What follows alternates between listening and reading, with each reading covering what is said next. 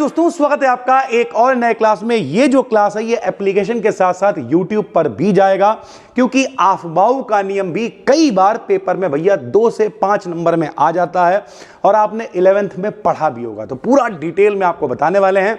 चलिए भाई शुरू करते हैं। देखो भाई, सबसे पहले आप ये समझो कि भैया जो पुराने पहले तो एक बात ये समझिए आप, हम आपको बिल्कुल डिटेल में बता रहे हैं ताकि इसी क्लास में सब कुछ कवर हो जाए अगर आपने 11 सही से ना भी पढ़ा हो भाई, ठीक है।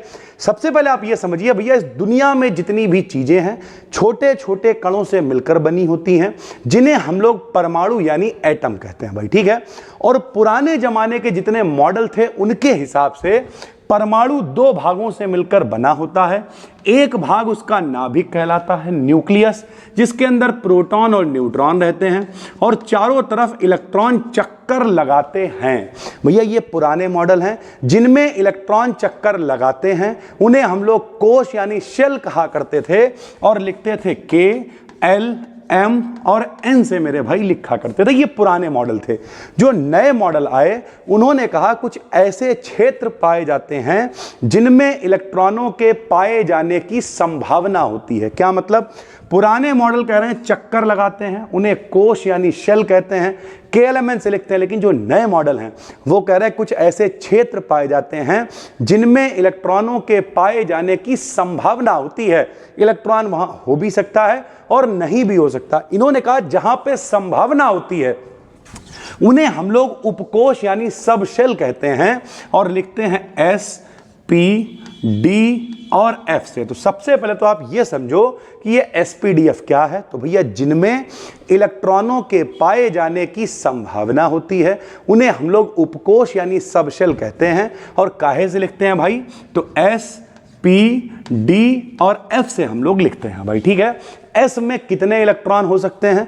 तो S में ज्यादा से ज्यादा 2 इलेक्ट्रॉन हो सकते हैं, P में ज्यादा से ज्यादा 6 इलेक्ट्रॉन हो सकते हैं, D में ज्यादा से ज्यादा 10 इलेक्ट्रॉन हो सकते हैं और F में ज्यादा से ज्यादा 14 इलेक्ट्रॉन हो सकते हैं। मेरे साथ में बोलिए S P D F, S P D F। Electron बताओ। 2 6 10 14, 2 6 10 14, 2 6 10 14। तो भैया जिनमें इलेक्ट्रॉनों के पाए जाने की संभावना सबसे ज्यादा होती है उन्हें हम लोग उपकोश कहते हैं भाई, ठीक है। SPDF से लिखते हैं। यह बात समझ में आ गई आपको? दूसरी बात समझिए मेरे भाई, इस नियम को समझाने के लिए दूसरी बात समझिए। हम लोग भैया फिलहाल तो BSc में आ गए हैं, तो BSc में आ गए तो 9th से लेकर 12th तक कभी ना कभी आपने सुना होगा कि भैया दुनिया में जितनी चीजें हैं उन सब को पढ़ने के लिए कोई ना कोई नंबर दे दिया है। जैसे हाइड्रोजन का नंबर 1, हीलियम का नंबर 2, लिथियम का नंबर 3, बेरिलियम का नंबर 4, बोरॉन का number 5, carbon, nitrogen, oxygen, fluorine, neon, sodium, magnesium, aluminium, silicon, phosphorus, sulphur, chlorine, argon, potassium, calcium, scandium, titanium, vanadium, chromium, manganese, iron, cobalt, nickel, copper, zinc. 30 तो आपको कम से कम याद ही होंगे भाई। ऐसे टोटल कितने एलिमेंट्स हैं भाई? तो ऐसे टोटल 118 तत्व हैं, ठीक है। और इन 118 तत्वों को रखकर एक टेबल बनाई गई है जिसे हम लोग पीरियोडिक टेबल कहते हैं भाई। क्या कहते हैं? Periodic table. अब टेबल बनाने का भैया तरीका क्या होगा भाई? सीधी सी बात है, कुछ खड़ी लाइनें खींचनी पड़ेंगी और कुछ पड़ी लाइनें खींचनी पड़ेंगी और टेबल बन जाएगा मेरे भाई। तो अगर हम लोग कुछ खड़ी लाइनों को खींचते हैं तो उन्हें हम लोग ग्रुप कहते हैं भैया, या फिर हम लोग कहते हैं वर्ग, ठीक है। और जो पड़ी लाइनें होती हैं इन्हें हम लोग पीरियड कहते हैं या फिर कह देते हैं आवर्त। क्या कह देते हैं भाई? आवर्त। अब ध्यान से मेरी बात को सुनिए भैया, ये जो टेबल बनाई गई हैं, चाहे वो मेंडलीफ की पुरानी वाली हो, चाहे उसके बाद आई मॉडर्न पीरियोडिक टेबल हो, या फिर जो इस समय चल रही है लॉन्ग पीरियोडिक टेबल हो, उन सभी में जो पड़ी लाइनें हैं, जो आवर्त हैं, वो कितने हैं मेरे भाई? 7 आवर्त हैं, ठीक है भैया। तो जो पड़ी लाइनें हैं, जो आवर्तों की संख्या है वो 7 है, जिनमें इलेक्ट्रॉनों के पाए जाने की संभावना होती है, उन्हें उपकोश कहते हैं। SPDF से लिखते हैं। 2 6 10 14 इलेक्ट्रॉन होते हैं। दोनों बातें समझ ली आपने? इन्हें उपकोश कहते हैं। और भैया आवर्तों की जो संख्या, जो टेबल में पड़ी हुई लाइनें हैं, उनकी संख्या कितनी है?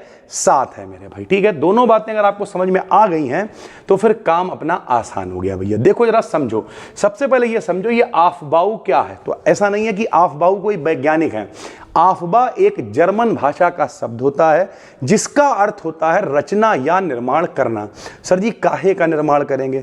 तो हम लोग जो एलिमेंट्स हैं हाइड्रोजन, हीलियम, लिथियम, बेरिलियम, इनके विन्यास बनाना सीखेंगे, इनके कॉन्फ़िगरेशन सीखेंगे कि कितने इलेक्ट्रॉन हैं और उन्हें कैसे भरा जाएगा। तो हमने यही लिखा है। यह एक जर्मन वर्ड है जिसका अर्थ होता है फॉर्मेशन यानी बिल्डिंग अप यानी कोई चीज को बनाना। इस प्रिंसिपल के अकॉर्डिंग यह सिद्धांत क्या कहता है? एटॉमिक ऑर्बिटल्स में इलेक्ट्रॉन्स हमेशा ऊर्जा के बढ़ते हुए क्रम में भरे जाते हैं। ये इलेक्ट्रॉन पाउली के प्रिंसिपल से भरे जाते हैं। पाउली ने क्या कहा था भाई, वो भी अभी आगे आपको समझाएंगे, लेकिन रियलिटी यह है कि इन्होंने कहा इलेक्ट्रॉनों को भरने का तरीका ही आफबाऊ का नियम है मेरे भाई। ठीक, अब भरे कैसे जाएंगे वो आपको अगर समझ में आ गया तो समझ लीजिए आफबाऊ का प्रिंसिपल भी समझ में आ गया भाई। ठीक, कैसे भरे जाएंगे आइए आपको दिखाते हैं मेरे भाई। तो देखो सबसे पहले हम लोग क्या करेंगे, इस तरीके की एक टेबल बनाएंगे। पीडीएफ तो हम आपको टेलीग्राम पे दे देंगे, फिलहाल हम ये टेबल आपको यहां बना के दिखाते हैं मेरे भाई। देखना टेबल कैसे बनेगी। देखो अभी हमने आपको बताया कितने ऑर्बिटल हैं, 4, S P D F। तो हम एक एक करके सबको लिखने जा रहे हैं भैया। सबसे पहले हम लिखेंगे 1s 2s 3s 4s 5s 6s और 7s। ठीक, सर जी 8s क्यों नहीं लिखा? क्योंकि अभी आपको बताया कि पीरियोडिक टेबल में आवर्त कितने होते हैं, 7 8 होते ही नहीं हैं, तो 8 नहीं लिख सकते हैं। एक ऊपर से छोड़ देते हैं, एक नीचे से छोड़ देते हैं। तो भैया यहाँ पे s के बाद कौन आएगा? p, तो 2p 3p 4p 5p और 6p मेरे भाई। ठीक, फिर एक ऊपर से छोड़ देंगे, एक नीचे से छोड़ देंगे। sp के बाद कौन आएगा? तो 3d 4d 5d नीचे का छोड़ दिया भाई। ठीक, एक ऊपर से एक नीचे का छोड़ दिया, क्या आ जाएगा मेरे भाई? 4f आ जाएगा। ठीक है मेरे भाई, अब क्या करना है, अब हम लोग चलना सीखेंगे। तो ऐसे करके लाइनें खींच लेते हैं भैया। ये देखो ऐसे करके हम लाइनें खींचेंगे, ऐसे करके लाइनें खींचेंगे। ठीक, ज़्यादा खींचने की जरूरत नहीं है, बस 3D तक कवर हो जाए ऐसे हम लोग लाइनें खींच लेंगे। थोड़ा इधर बढ़ा दे रहे ताकि आपको दिखे। अब देखो हम लोग चलेंगे कैसे मेरे भाई, बस चलना है और वही आफबाऊ का नियम है मेरे भाई। ये देखो ऐसे करके हम लोग चलना सीखेंगे। ये देखिए ऐसे करके हम लोग चलना सीखेंगे भाई, ऐसे करके हम लोग चलना सीखेंगे, ऐसे करके हम लोग चलेंगे भाई। ठीक, देखो कहाँ से चले हैं जरा बताओ। सबसे पहले यहाँ से चले हैं। अब आप देखिएगा मेरे भाई, हम लोग चले हैं यहाँ से। तो जब हम यहां से चले हैं तो रास्ते में हमें सबसे पहले क्या मिला है बताओ? सबसे पहले हमें मिला है 1s। आप भी बनाइएगा इसे अपनी कॉपी में। ठीक है, 1s तो हमने लिखा 1s और हमने आपको बताया s में कितने इलेक्ट्रॉन आ सकते हैं? 2। तो हम अगर s में 2 इलेक्ट्रॉन आ सकते हैं तो यहां पे भर देंगे 2, यानी 1s2 पढ़ेंगे भाई। ठीक, आगे बढ़ेंगे मेरे भाई, आगे बढ़े तो कौन मिलेगा? 2s। तो हम 2s लिखेंगे और s है तो चाहे 1s हो 2s हो भाई, सीधी सी बात है। 1s थोड़ा छोटा होगा, 2s थोड़ा बड़ा होगा, लेकिन है तो s ना। तो इसमें भी कितने इलेक्ट्रॉन आ जाएंगे? 2। आगे चलेंगे भाई, आगे चलेंगे तो कौन आएगा? 2p। अभी बताया भैया p में कितने इलेक्ट्रॉन आते हैं? 6, तो 2p 6 लिख देंगे। आगे चलेंगे कौन आएगा भैया? 3s। तो हम लोग लिख देंगे 3s और फिर वही 2 इलेक्ट्रॉन। 3s से आगे चलेंगे कौन आएगा? 3p। तो 3p है तो कितने इलेक्ट्रॉन आएंगे? 6। फिर आगे बढ़ेंगे 4s आएगा, तो 4s में कितने इलेक्ट्रॉन आएंगे? 2। फिर आगे बढ़ेंगे तो कौन आएगा? 3d आएगा और भैया 3d में यानी d में कितने इलेक्ट्रॉन आते हैं? 10। यही आफबाऊ का प्रिंसिपल है। जरा गिनो मेरे भाई। अभी क्या कह रहे हैं? ऊर्जा के बढ़ते हुए क्रम में इलेक्ट्रॉन भरे जाएंगे तो इनकी ऊर्जा सबसे कम होगी, इनकी उससे ज्यादा, इनकी उससे ज्यादा, इनकी, यानी ऊर्जा के बढ़ते हुए क्रम में इलेक्ट्रॉन भरे जाएंगे। कितने इलेक्ट्रॉन हमने भर दिए यहां तक? 2 2 4 6 10 2 12 6 18 2 20 और 10 30 तक का ये विन्यास बन गया है मेरे भाई। तो अब विन्यास आप बना कैसे सकते हो? आपको ये गाना याद रखना है भाई। गाना कैसे याद करोगे भैया? आओ एक बार हम लोग लिखते हैं, बताओ। अरे 1s2 2s2 2p6 3s2 3p6 4s2 3d10 3d10 गाइए। अरे 1s2 2s2 2p6 3s2 3p6 4s2 3d10 3d10।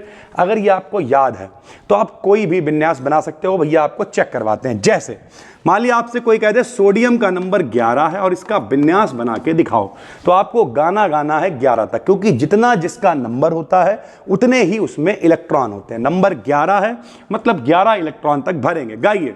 अरे 1s2 2s2 2p6 3s1। अब 2 नहीं भरेंगे, क्यों? गिनो। 2 2 4 6 10 और 11।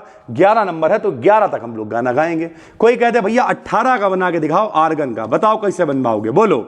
अरे 1s2 2s2 2p6 3s2 3p6, बस बन गया।